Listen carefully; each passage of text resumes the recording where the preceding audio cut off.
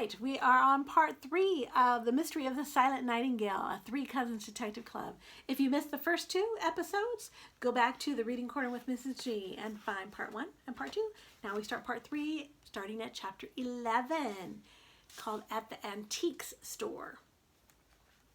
Sarah Jane said, "We don't know who bought the locket, but we know where it came from because we saw it ourselves. It was in the window of Mr. Robinson's antique store just this morning." "It was?" exclaimed Kelly. "So that means someone bought it only a little while ago." "Right," said Sarah Jane. "So here's the plan. Mr. Robinson is a friend of ours. He likes to talk to the people who come into his store, so he must have talked to the person who bought the locket for you. We'll just go over there and ask him who it was." Timothy and Titus stared at her as if to say, "Why don't we think of that?"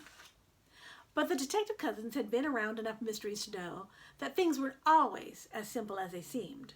Still, it was a good idea. So Timothy, Titus, and Sarah Jane, plus Kelly, hurried off to the antique store to get to the bottom of things. But Mr. Robinson wasn't there. "You just missed him," said his assistant, Bill. "He left on a buying trip. Won't be back for a couple of weeks." Kelly groaned. "I'll be gone by then." When she said that, Sarah Jane's stomach gave another little lurch. "Something I can help you with?" asked Bill. "Maybe so," said Titus. "We're trying to find out who bought a silver locket today." "Oh, right, the Nightingale," Bill replied. "Yes, yes, yes," the cousins practically shouted together. Bill took a step back, and that made them all laugh. Maybe they were getting a little carried away. It was just that they were so close to solving the mystery that they could hardly stand it. Kelly took a deep breath and explained, "See, the locket was a graduation present for me, but I don't know who it's from. If there was a card, it got separated from the box. And now I don't know who to thank. So, can you tell me who bought it?" "I'm sorry, I can't help you there," said Bill. Chapter 12. More questions. Kelly looked at Bill in dismay. Timothy said, "Do you mean it was a secret? Did the person swear you to secrecy? Is that why you can't tell us?" "No, nothing like that," said Bill. "I can't tell you who bought the locket because I don't know. I was working in the back room when this lady came in. Mr. Robinson waited on her." A lady? Well, that narrowed it down. A little, not much. The cousins went into their questioning routine. "So, you never actually saw her at all?" asked Sarah Jane. "That's right," said Bill. "And you didn't recognize her voice?" asked Timothy. Bill shook his head. "Well, what about the voice?" asked Titus. "Young? Old? Accent?" "She wasn't a kid," said Bill, "and not an old lady. Somewhere in between. No accent." The cousins glanced at one another. This wasn't getting them very far. Timothy had a sudden thought. "What about a credit card receipt? Could you get the name off of that?" They all perked up until Bill shook his head apologetically. "Cash." They had turned to leave when Sarah Jane remembered the things she knew about her friend Mr. Robinson. She remembered that he liked to chat with his customers.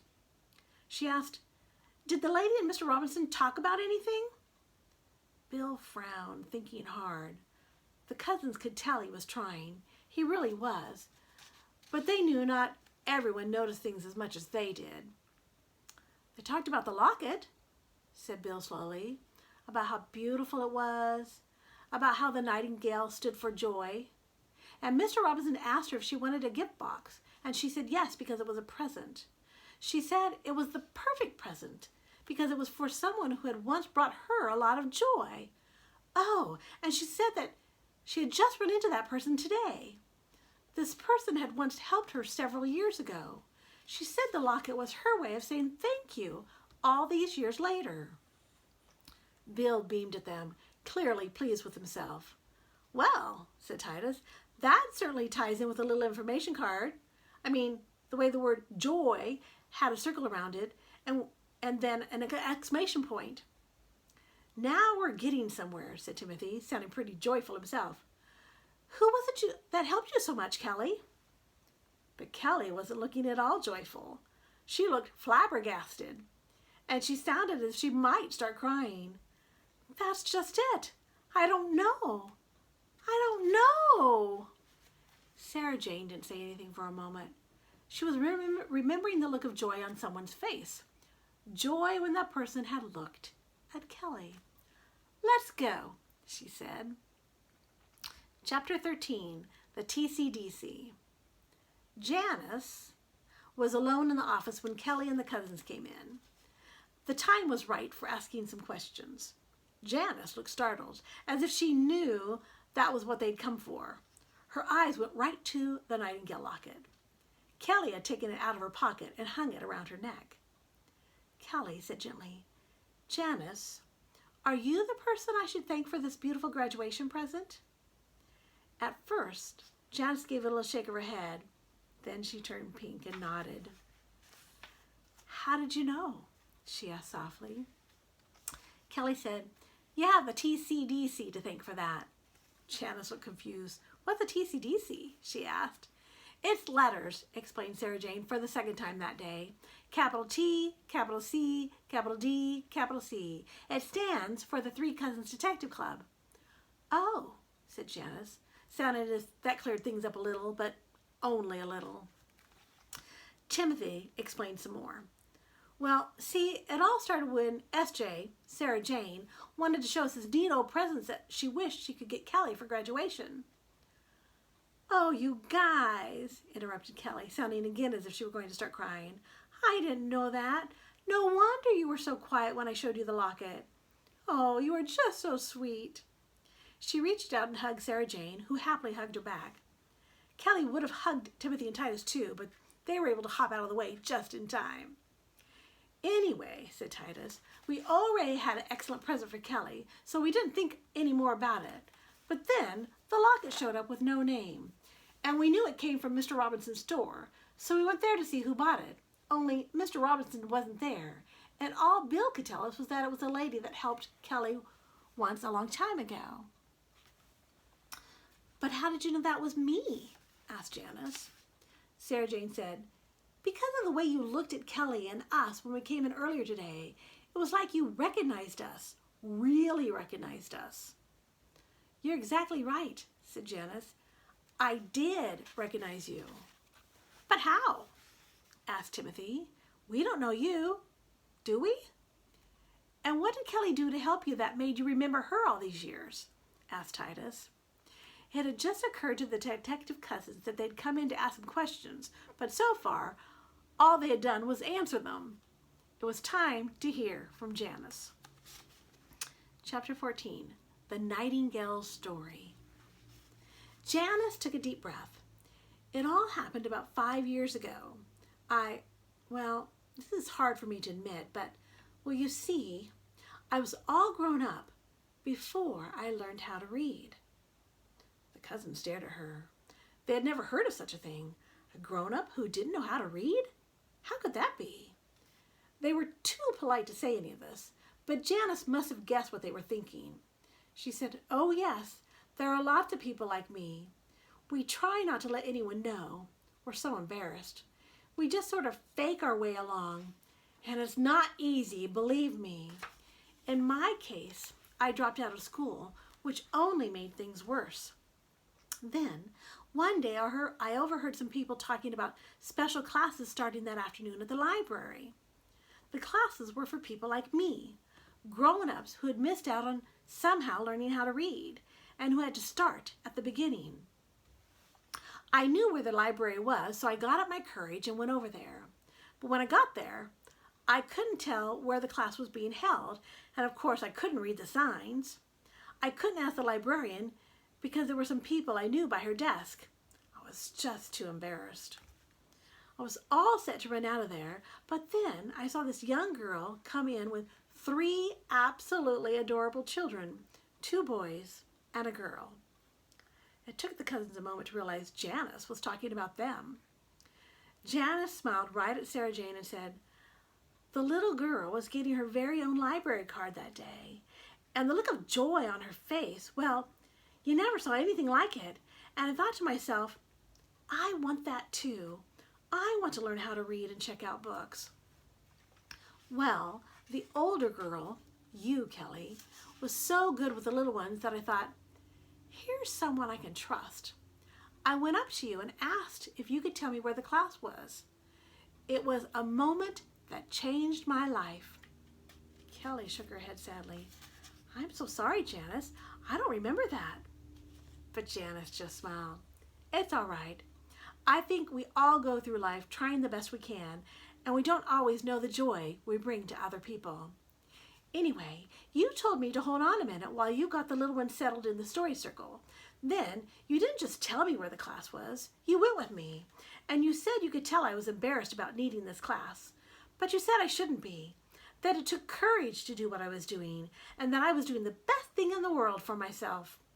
Well, you were right. I learned to read. And when I moved away, I kept on studying until I got my diploma. I never forgot you, Kelly, but I just never made the connection between my boss's daughter and the young girl who helped me out 5 years ago. You're all grown up now. It wasn't until you came in with those same 3 adorable kids, who are also pretty grown up, that I realized who you were. And then, well, I just wanted to get you something as a way of saying thank you, and the joy of the nightingale seemed just right." "But this is so cool," cried Sarah Jane. "Why didn't you tell us before? Why did you want to keep the locket a secret?" Janice looked down at her lap. "I guess you could call me a silent nightingale. I had all this joy, but I didn't want to sing out about it. To tell you the truth, not everyone is as understanding as you people are. I want so much to do a good job here. I just thought it might be harder if Dorothy found out that I hadn't even learned to read until a few years ago." Titus nodded. "Dorothy doesn't suffer fools gladly. Not that you're a fool," he added quickly. "I didn't mean—" Janice laughed. "I know exactly what you mean." It was at that moment that the door opened, and Mr. Donovan and Dorothy came in. Last chapter, chapter 15. One more mystery. Mr. Donovan looked pleased but surprised to see them. He said, "Back again? What's up?" "Kelly, where did you get that gorgeous locket?" Kelly didn't lie, but she didn't give away Janice's secret. Rather, she said, "It's a graduation present, Daddy. But as Timothy once put it, the giver wishes to remain anonymous." The cousins were impressed. But before anyone could reply, Janice spoke up. "It's all right, Kelly. You once told me I had nothing to be embarrassed about, and I think I need to remember that now." Just as before, she took a deep breath. Quickly, she repeated to Mr. Donovan what she had just told Kelly and the cousins. It seemed to Sarah Jane that if Mr. Donovan had been bursting with pride before, he was about to explode with pride now. He grinned at Kelly and said over and over, "That's my girl! That's my girl!" Even the cousins couldn't resist a little cheer when Janice got to the part about the 3 absolutely adorable children. "So anyway," Janice finished, "I suddenly realized, as I was telling Kelly about how she helped me, that I want to help too. I want to tutor people who don't know how to read. But how can I help them not to be embarrassed if I'm still embarrassed myself? Now, maybe if they know I did it, they'll believe they can do it too." "Humph," said the gruff voice of Dorothy. Everyone jumped, even Mr. Donovan. "If you want to tutor someone," she said, "how about getting started with my grandson? He's having an awful time in school. I've tried to help him, goodness knows. No, he doesn't want any help from Grandma Dorothy." The cousins glanced at one another. They were too polite to say what they were thinking, which was, who would? But Kelly stepped in smoothly. "Well, sometimes it's easier to accept that kind of help from a stranger than from a relative." Sarah Jane didn't know when she had heard any kid sound so grown up, not even a senior. "Fair enough," replied Dorothy. "I'll pay for the lessons. I just want to help him. Doesn't matter how I do it, and I know Janice here is as smart as they come. Now, don't we all have work to do?" With that, she marched back to her desk as though she was afraid she might say something else nice if she wasn't careful.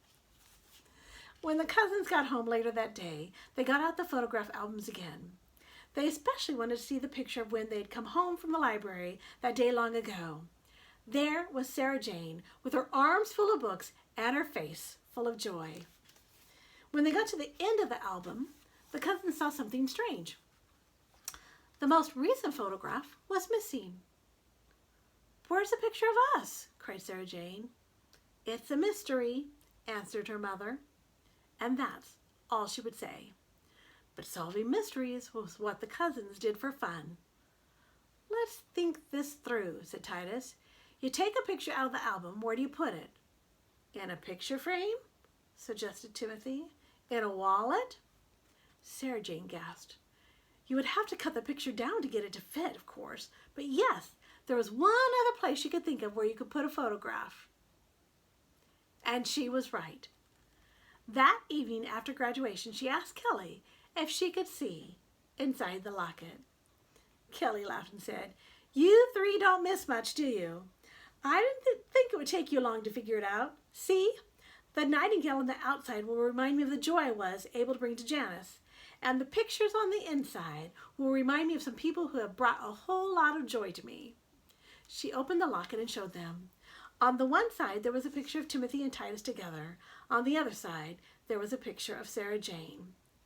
Kelly reached out and caught Sarah Jane in a big, happy hug. Timothy and Titus tried to hop out of the way. They didn't make it. And that's the end of the story of the mystery of the Silent Nightingale.